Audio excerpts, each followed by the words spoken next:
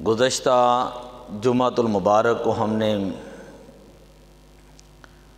نبی اکرم صلی اللہ علیہ وسلم اور حضرت سیدنا ابوبکر صدیق رضی اللہ تعالی عنہ آپ کا سفر ہجرت بیان کیا کہ کیسے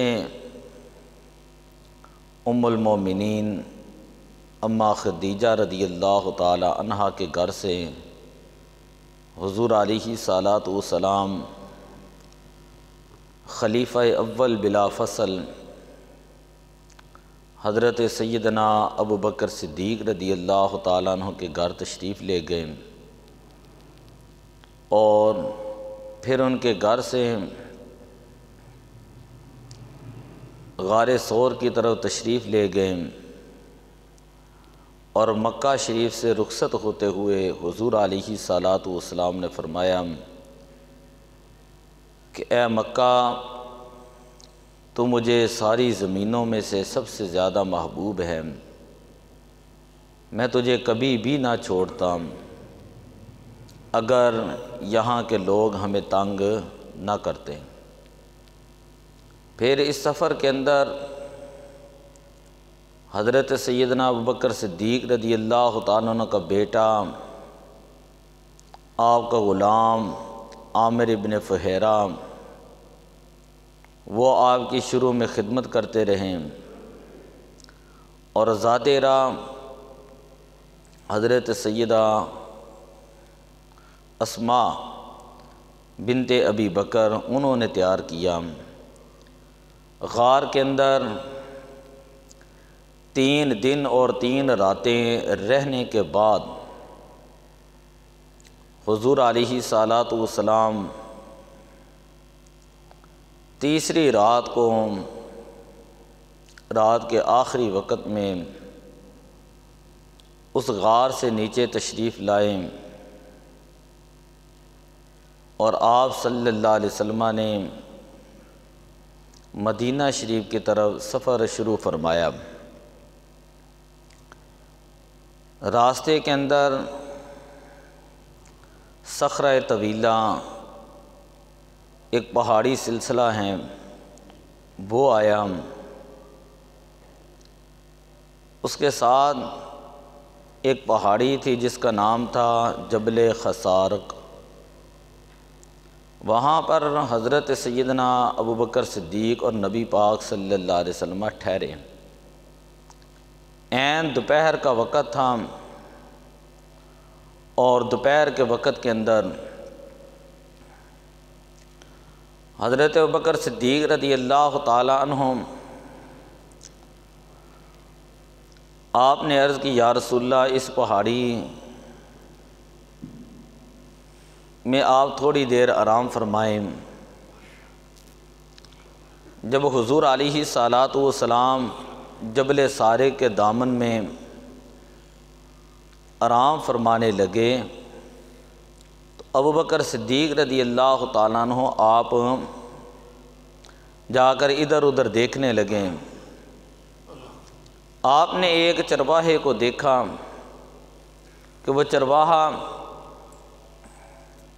بکریاں لے کے آ رہا ہے۔ حضرت ابوبکر صدیق رضی اللہ تعالی عنہ آپ نے چرواہے سے یہ کہا کہ تیرا نام کیا ہے؟ اس نے اپنا نام، اپنے مالک کا نام بتایا۔ پھر حضرت سیدنا ابوبکر صدیق رضی اللہ تعالی عنہ نے کہا کہ ہمیں کچھ دودھ چاہیے، کیا تم فروخت کرو گے؟ پھر اس کے بعد بکری کا دودھ دھویا گیا ایک برتن کے اندر اور سیدنا ابوبکر صدیق رضی اللہ تعالیٰ عنہ آپ نے اس میں تھوڑا سا پانی ڈالا، اس کو ٹھنڈا کیا، حضور علیہ صلوٰۃ والسلام کے بیدار ہونے کا انتظار فرمایا۔ جب حضور علیہ صلوٰۃ والسلام بیدار ہوئے تو آپ نے وہ دودھ نوش فرمایا۔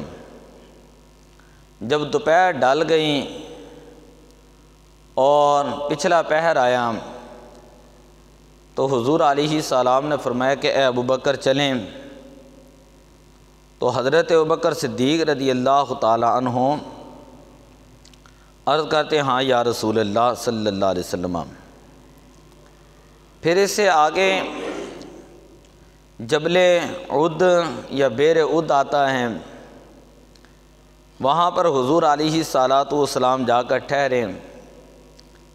یہ یاد رکھیں مکہ سے مدینہ کے درمیان جو فاصلہ تھا 420 کلومیٹر کا تھا، اور جہاں جہاں بھی کنویں آتے تھے ان کنووں کے مختلف نام اس کے اوپر الگ طور پر کتابیں ملتی ہیں، اور ان کنووں کے ساتھ عربوں کی روایت ہے صدیوں سے کہ انہوں نے پتھر رکھ کر نشان کے طور پر مصلے بنائے ہوئے ہیں۔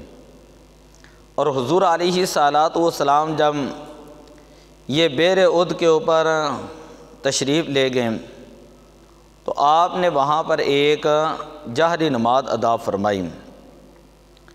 پھر وہاں سے آپ صلی اللہ علیہ وسلم سمندری راستے کی طرف مر الزہران، یہ 40 کلومیٹر کا فاصلہ حضور علیہ الصلاۃ والسلام نے پیدل طے فرمایا۔ پھر اس کے بعد جبل دجنان آتا ہے۔ حدیث کی کتابوں میں معراج کا جو واقعہ تھا تو اس واقعے کے اندر ایک جگہ پر حضور علیہ السلام نے اس دجنان پہاڑی کا ذکر کیا۔ جب میں وہاں پر پہنچا تو میں نے دیکھا کہ کچھ لوگ سو رہے تھے اور وہاں پر ایک برتن میں پانی پڑا ہوا تھا، تو میں نے وہاں سے تھوڑا سا پانی لیا۔ تو خیر جبل دجنان میں حضور علیہ الصلاۃ والسلام کئی مرتبہ تشریف لائے ہیں۔ جبل دجنان کے ساتھ ہی ایک علاقہ ہے قراء الغمیم۔ قراء الغمیم جو ہے یہ ایسا علاقہ ہے کہ جہاں پر کچھ پتھر ہیں اور کچھ ریت ہیں۔ آپ اس کی ویڈیو دیکھیں تو کچھ پتھر ہیں، کچھ ریت والا علاقہ ہے۔ یہ بڑا بابرکت علاقہ ہے۔ حضور علیہ الصلاۃ والسلام یہاں پر کئی مرتبہ تشریف لائے، اور قراء الغمیم کے بالکل ساتھ ہی ایک وادی ہے جسے کہا جاتا ہے غدیر اشتات۔ یہ سفر ہجرت میں 2 غدیر بڑے مشہور ہیں۔ ایک غدیر خم ہے جہاں پر نبی پاک صلی اللہ علیہ وسلم نے اعلان فرمایا تھا من کنت مولا فہذا علی مولاہم، اور دوسرا یہ غدیر اشتات ہیں۔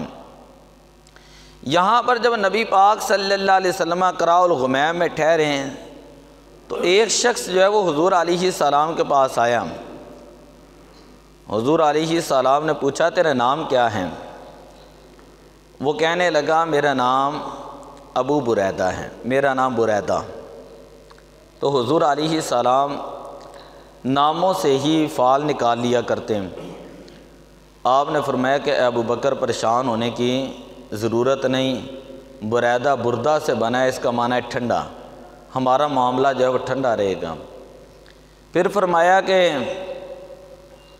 کہ تو کس قبیلے سے تعلق رکھتا ہے؟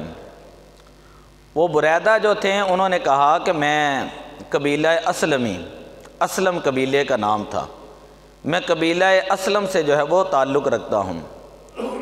حضور علیہ السلام نے فرمایا کہ وہ قبیلہ بھی بہتر ہیں، اور ابوبکر صدیق کی طرح اشارہ کر کے کہا کہ اللہ تعالیٰ ان کے سینے میں اسلام کو نازل فرمائے گا۔ اور پھر کہا تمہارا قبیلہ کہاں پر ہے؟ عرض کی یا رسول اللہ یہ غدیر اشتات ہیں، یہ ہمارا علاقہ ہے۔ تو حضور علیہ الصلاۃ والسلام پھر ان کے علاقے میں جب گئے تو ان کے پورا قبیلہ 80 خاندان اسی وقت جو وہ مسلمان ہو گئے تھے۔ یہ جو قراء الغمیم کا علاقہ ہے یہ ایسا علاقہ ہے جس طرح میں نے آپ کو بتایا کہ ریت بھی ہے، پتھریلی زمین تھی، اور یہاں پر حضور علیہ الصلاۃ والسلام نے عشاء کی نماز پڑھی اور فجر کی نماز پڑھی۔ آج بھی وہاں پر نبی پاک صلی اللہ علیہ وسلم کا مصلی مبارک موجود ہے، اور یہی وہ جگہ ہے کہ جہاں پر حدیبیہ سے واپسی کے موقع پر حضور علیہ السلام کے اوپر اللہ تعالیٰ نے سورہ فتح اس کی ابتدائی آیات کو نازل کر کے فرمایا کہ ایک وقت آئے گا کہ آپ مکہ کو فتح فرمائیں گے۔ اور جب نبی پاک صلی اللہ علیہ وسلم مکہ فتح کرنے جانے لگے تو وہاں اس وقت بھی آپ اس علاقے کے اندر ٹھہرے۔ خیر یہ بڑا برکت والا علاقہ ہے۔ اس کے بعد اسفل عثوان ہے، وہاں سے گزرتے ہوئے حضور علیہ السلام حرہ اویجہ سے گزریں، پھر اس کے بعد عمج علاقہ ہے، پھر اس کے بعد جمدان علاقہ ہے، پھر اس کے بعد آگے ایک علاقہ ہے جس کو حدیث کی کتابوں کے اندر قدید کہا جاتا ہے۔ قدید کہ وادی مشلل جو ہے، وادی مشلل اس کے بالکل ساتھ ہی تقریباً 2 کلومیٹر 3 کلومیٹر کا یہ فاصلہ ہے۔ اس وادی کو کہا جاتا ہے وادی قدید، یہ یاد رکھیں۔ حضور علیہ الصلوۃ والسلام نے وہاں ایک خیمہ دیکھا اور آپ وہاں تشریف لے گئے۔ حضور علیہ الصلوۃ والسلام نے دیکھا وہاں پر ایک عورت ہے۔ آپ صلی اللہ علیہ وسلم نے حضرت ابوبکر صدیق سے فرمایا کہ اس کو کہیں کہ اگر تمہارے پاس دودھ ہے، کھجوریں ہیں یا گوشت ہیں تو ہم قیمت کے طور پر تم سے لے لیں گے۔ وہ عورت کہنے لگی قحط سالی کا موسم ہے، قحط سالی کا موسم ہے، میرا خامن جو ہے اس کا نام تھا اقسم ابن الجون جس کو ابو معبد کہتے ہیں، اور وہ جو عورت تھی اس کا نام تھا عاتقہ بن خلف، بعد نے خالد لکھا ہے۔ قبیلہ خزاعیہ کی یہ عورت تھی۔ یہ وہ عورت بڑی برکت والی، اللہ تعالیٰ نے اس کے بڑے نصیب جو کھول دیے۔ عرض کرتی ہے کہ یہ ایک بکری ہے کمزور سی، میرا خاوند وہ بکریاں لے کر گیا ہے چرانے کے لیے، اور یہ کمزور سی بکری ہے۔ نبی پاک صلی اللہ علیہ وسلم نے فرمایا کہ اگر اجازت ہو تو ہم اس کا دودھ دو لیں۔ حدیث کی ساری کتابوں کے اندر یہ واقعہ موجود ہے۔ تو عرض کی یا رسول اللہ، اس کی ہڈیوں کے اندر گودا بھی نہیں ہے، اگر آپ اس کا دودھ دو سکتے ہیں۔ وہ نہیں جانتی تھی کہ یہ اللہ کے نبی ہیں، کہ اگر اس کا آپ دودھ دو سکتے ہیں تو مجھے کیا اعتراض ہے۔ نبی اکرم صلی اللہ علیہ وسلم نے بکری کو منگوایا، بسم اللہ شریف پڑھی، اور حضور علیہ الصلوۃ والسلام نے اس کے کھیری کے اوپر ہاتھ پھیرا، اور حضور علیہ الصلوۃ والسلام نے دودھ دویا۔ گھر کے اندر جو ایک برتن تھا وہ بھر گیا، جو دوسرا برتن تھا وہ بھی بھر گیا۔ پھر حضور علیہ الصلوۃ والسلام نے ابوبکر صدیق رضی اللہ تعالیٰ عنہ کو پلایا، جو آپ کے ساتھ عبداللہ ابن عریقہ تھا ان کو پلایا، اور پھر حضور علیہ السلام نے خود دودھ جو ہے وہ نوش فرمایا۔ جب نبی پاک صلی اللہ علیہ وسلم نے خود دودھ پیا، پھر اس کے بعد حضور علیہ الصلوۃ والسلام آگے تشریف لے گئے۔ ام معبد جس کا نام میں نے آپ کو بتایا، نام تھا اس کا عاتقہ۔ اس کا خاوند شام کے وقت گھر کو آیا بکریاں لے کر، اور جب گھر کے اندر اس نے برتن دیکھے کہ وہ دودھ کے ساتھ بھرے ہوئے ہیں تو اس نے کہا کہ کیا کوئی معاملہ ہوا ہے؟ تو ام معبد کہتی ہیں کہ ہمارے گھر کے اندر ایک مبارک آیا تھا۔ اتفاق سے ام معبد کو نبی پاک صلی اللہ علیہ وسلم کا نام پوچھنا یاد نہیں رہا، لیکن اس نے اپنے پاس سے نام رکھ لیا کہ ان کا یعنی ایک شخص تھا مبارک آیا تھا، اس کے ساتھ ایک شخص تھا، اس کے ساتھ ایک اور تھا، اور انہوں نے جو ہماری بکری جو ہے وہاں سے دودھ دویا ہے تو وہ برتن بھر گئے ہیں، تو اور تو کوئی معاملہ نہیں۔ اسی طرح وہ ام معبد حدیث کی کتابیں پڑھ کر دیکھ لیں، شمائل ترمذی پڑھ کر دیکھ لیں، کوئی سیرت کی کتاب پڑھ کر دیکھ لیں، تمام سیرت کی کتابوں کے اندر حضرت ام معبد کا واقعہ ذکر ہے۔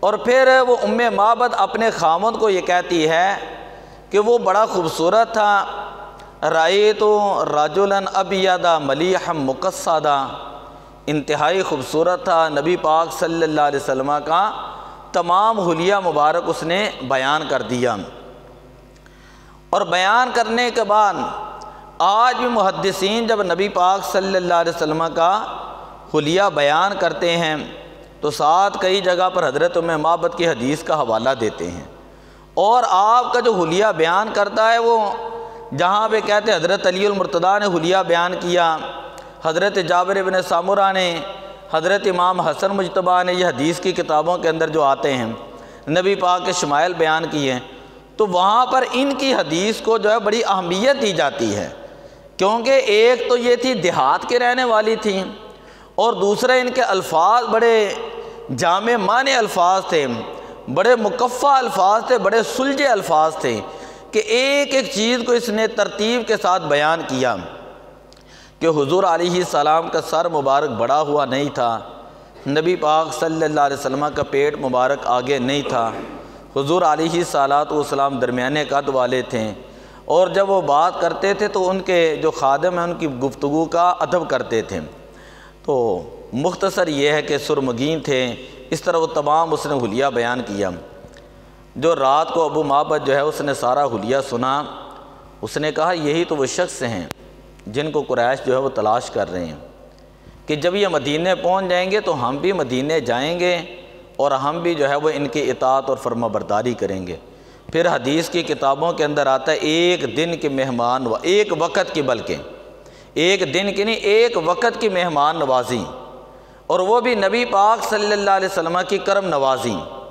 آج بھی آپ وہ علاقہ قدیت دیکھیں، وہاں پر صرف 2 ہی درخت ہیں، باقی سارا وہ چٹیل ہی ہے، صرف 2 درخت ہیں، اور جو حدیث کی کتابوں کے اندر درخت کا ذکر ہے آج بھی کہتے ہیں نجدیوں نے کئی مرتبہ اس کو اکھاڑا ہے، کئی مرتبہ اس کو اکھاڑ دیا ہے، کوشش کی ہے یہاں پہ کوئی نہ آئے، اللہ کی کرم نوازی یہ کہ وہ دوبارہ سے وہاں سے پھوٹ جاتا ہے، یعنی ایسا کرم ہے۔ اور اس درخت کے ساتھ ہی معبد کا خیمہ تھا۔ پھر خیر اس واقعے کے بعد حضرت معبد اور حضرت ابو عبیدہ ابو معبد یہ دونوں بعد میں مدینہ شریف میں حاضر ہوئے، انہوں نے کلمہ پڑھا اور مدینہ شریف کے اندر رہے، اور ازواج مطہرات جو تھیں وہ معبد ان کو بڑی عزت دیتی تھیں۔ نبی اکرم صلی اللہ علیہ وسلم کے وصال کے بعد وہ جو بکری ہے، تمام محدثین معبد کی بکری کا ذکر کرتے ہیں، کہتے ہیں حضور علیہ السلام کا معجزہ دیکھیں کہ نبی پاک صلی اللہ علیہ وسلم کی ہجرت کے بعد 18 سال تک حضرت عمر فاروق رضی اللہ تعالیٰ عنہ کے دور مبارک کے اندر قحط الرمادہ جو ہے ایک سال آیا 18ویں ہجری کے اندر، 18ویں ہجری کے اندر قحط الرمادہ آیا، اور اس سال بہت زیادہ خشک سالی ہوئی، بہت زیادہ قحط ہوا، اور اس سال جو ہے وہ بکری جو ہے وہ فوت ہوئی تھی۔ وگرنہ وہ کہتے اس علاقے کے اندر آج بھی اگر دیکھیں دور دور تک جو ہے کوئی جاڑیاں وغیرہ نہیں ہیں، کوئی اتنا کھانے پینے کا بکریوں کے لیے انتظام نہیں، لیکن قحط ہوتا یا کوئی بھی حالت ہوتی، کچھ کھاتی یا نہ کھاتی، وہ دن میں 2 مرتبہ جو ہے وہ دودھ دیتی تھی اور گھر کے سارے برتن بھر جایا کرتے تھے۔ اور پھر یہ قبیلہ خزاعیہ عرب کے اندر ایسا قبیلہ تھا، آج تو وہاں پہ صحرا ہے کہ تھوڑے تھوڑے کو نشانات ہیں، ایسا قبیلہ حدیث کی کتابوں کے اندر آتا ہے جس کے رہنے والے مہمان نواز تھے۔ تو ایک مرتبہ ازواج مطہرات ان کو لے کر نبی پاک صلی اللہ علیہ وسلم کے وصال کے بعد حج کے لیے جب تشریف لائیں تو حضرت معبد رضی اللہ تعالیٰ جب یہاں پہ رکیں تو آپ زاروں کے تار رونے لگیں، اور ازواج مطہرات ان کی آنکھوں سے بھی آنسو جاری ہو گئے۔ کہا مجھے وہ وقت یاد آ گیا کہ جب اللہ کے پیارے نبی صلی اللہ علیہ وسلم ہمارے گھر کے مہمان بنے۔ سامعین محترم، آپ دیکھ لیں جو عاشقان رسول ہیں نا آج کے دور میں بھی، بڑی بڑی میں نے تاریخ کے اندر سیرت کے اندر کتابیں پڑھی ہیں، انہوں نے اتنی محنت کر کے یہ جو ہجرت کا راستہ ہے نا، جتنا راستہ جہاں جہاں نبی پاک ٹھہرے ہیں انہوں نے وہ راستہ تلاش کیا، اور اس کے اندر سب سے مستند روایت حضرت عائشہ صدیقہ رضی اللہ تعالیٰ عنہ کی ہے۔ ویسے تو نبی پاک اور حضرت ابوبکر صدیق ویسے وقتاً فوقتاً صحابہ کو بتاتے تھے کہ ہم اس راستے سے آئے تھے، معروف راستہ چھوڑ کر جنوب کی طرف سے گئے تھے، اور سمندر کے ساتھ ساتھ والا راستہ تھا، کئی پہاڑیاں آ جاتی کہیں پر اس طرح صحرا آ جاتے ہیں، کہیں پر وادی رفا آ گئی ایک جگہ پر، یعنی سانپوں کی وادی آ گئی، یعنی یہ راستہ کوئی اتنا آسان راستہ نہیں تھا۔ میں نے پچھلے جمعے یہ کہا تھا کہ واقعہ ہجرت جو ہے یہ ہجرت کا سارا سفر اس میں ٹوٹل 12 دن لگے ہیں۔ 3 دن نبی پاک صلی اللہ علیہ وسلم اور 3 راتیں غار ثور کے اندر رہے ہیں، اس کے بعد جو آپ نے سفر فرمایا اس کے اندر 9 دن لگے ہیں۔ تو یہ ایسے نہیں تھا کہ حضور علیہ السلام مکے سے نکلیں تو مدینہ شریف کے اندر آگے صحابہ موجود تھے اور انہوں نے حضور علیہ السلام کے استقبال کرنا شروع کر دیا، ایسی بات نہیں۔ آج بھی عاشقان رسول یقین کریں کس بائی پارٹس وہاں پر جاتے ہیں اور ان راستوں سے گزرنا اپنے لیے سعادت سمجھتے ہیں، باقاعدہ وقت نکال کر ان جگہوں پر جاتے ہیں، ان مسلوں کے اوپر جا کر نماز پڑھتے ہیں صحابہ۔ خیر آگے چلتے ہیں۔ آگے معاملہ یہ ہے کہ وادی قدید کے بالکل 2 کلومیٹر دور ایک وادی ہے جس کا نام ہے مشلل۔ مشلل کا معنی یہ ہوتا ہے جہاں پر آ کر پانی ٹھہرتا ہے۔ وہاں پر کچھ آبشاریں تھیں، مثلا آ کر اوپر پہاڑوں سے پانی نیچے گرتا تھا، مشلل اس کو کہا جاتا ہے، جہاں چھوٹی چھوٹی ندیاں چلتی ہیں، چھوٹی چھوٹی ندیاں۔ اور وادی قدید کے اندر بھی چھوٹی چھوٹی ندیاں چلتی تھیں، کیونکہ راستہ قریب قریب ہے، اس کے ارد گرد پہاڑ ہی پہاڑ ہیں۔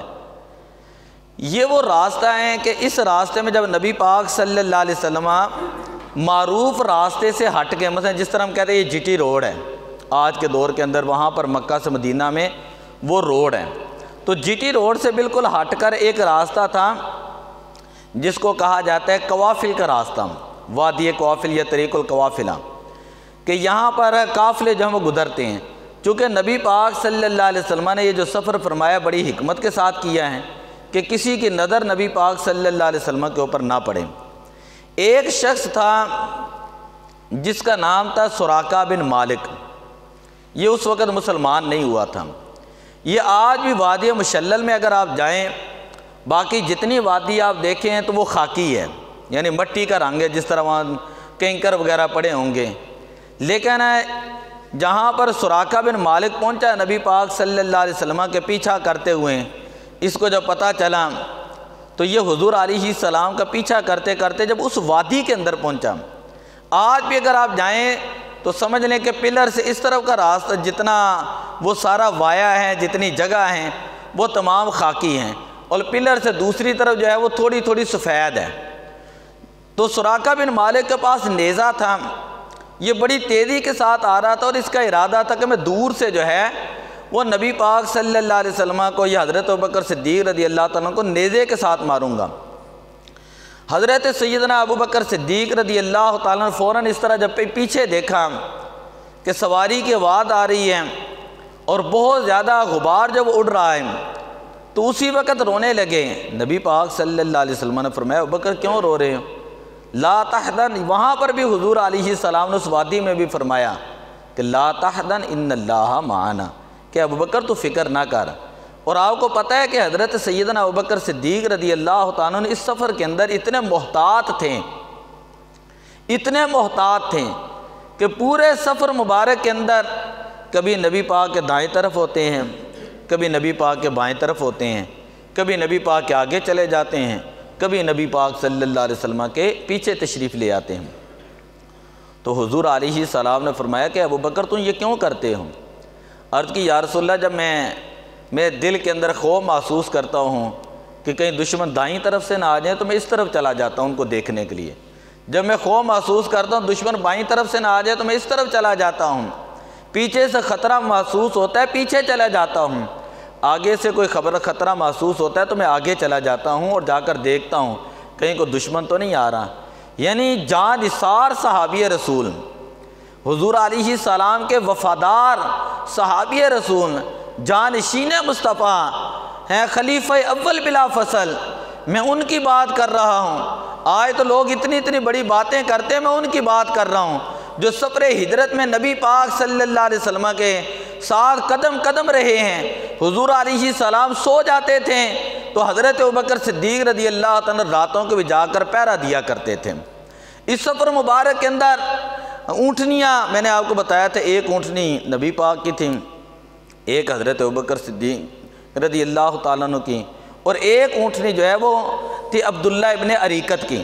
عبداللہ ابن عریقت جو راستہ بتانے والا تھا، یہ مسلمان نہیں تھا، تو یہ پہلے مسلمان یہ نہیں ہوا تھا، تو یہ جا رہا تھا، اس کو راستے کا پتہ تھا، حضور علیہ السلام نے اس کو قیمتاً خریدا تھا۔ خیر میں بات کرنے لگا تھا سراقہ بن مالک کی۔ سراقہ بن مالک ابھی مسلمان نہیں تھا، جب یہ حملہ کرنے لگا تو حضور علیہ السلام نے اس کی طرح اشارہ کر کے کہا کہ اللہ کی زمین تجھے پکڑ لیں۔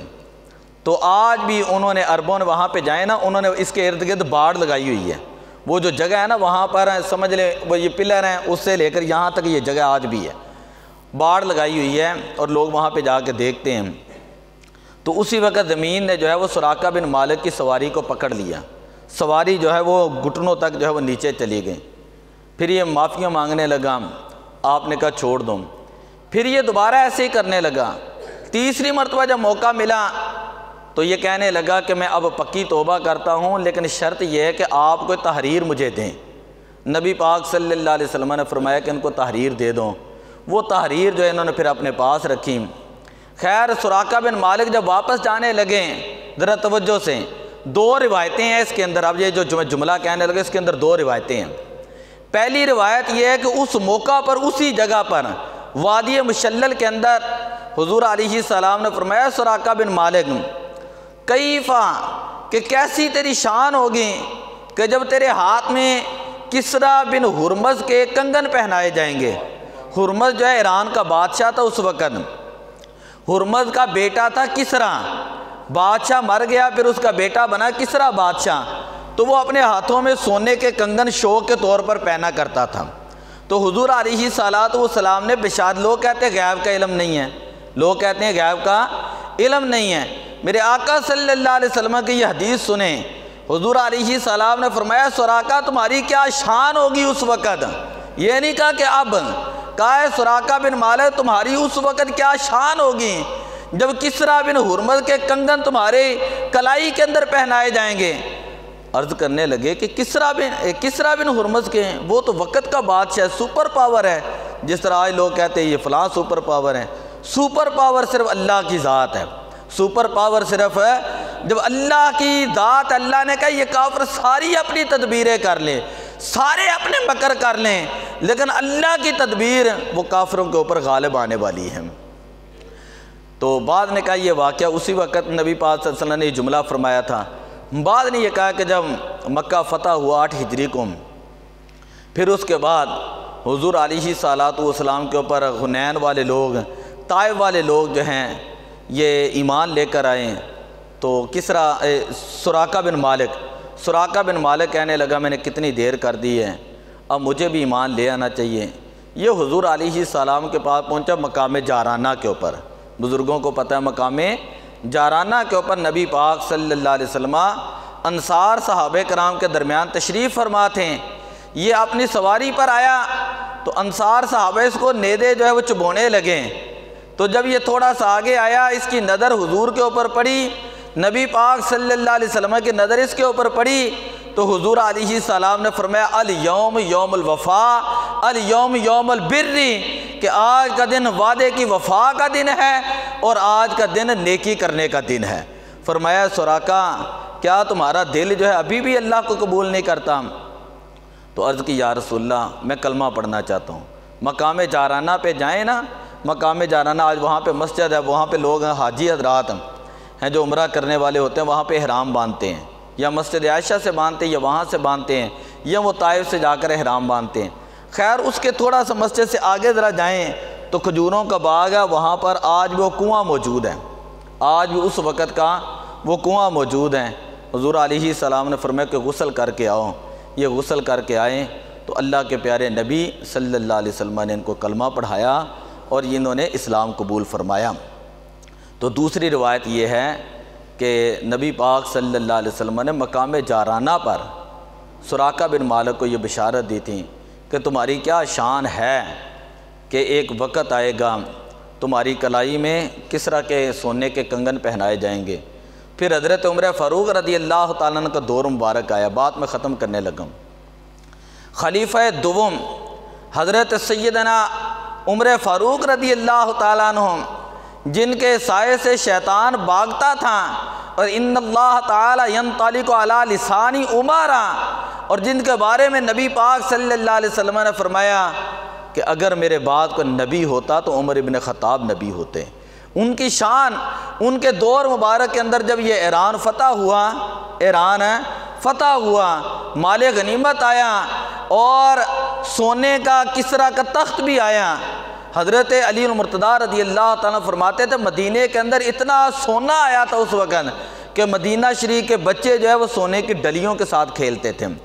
تو آپ نے اس سونے میں سے کسریٰ کے کنگن میں منگوائے اور منگوا کر پھر سراقہ بن مالک کو بلایا۔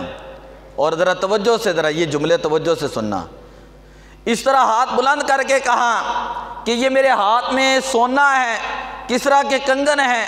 اللہ کے نبی نے سونا مرد کے اوپر حرام قرار دیا ہے۔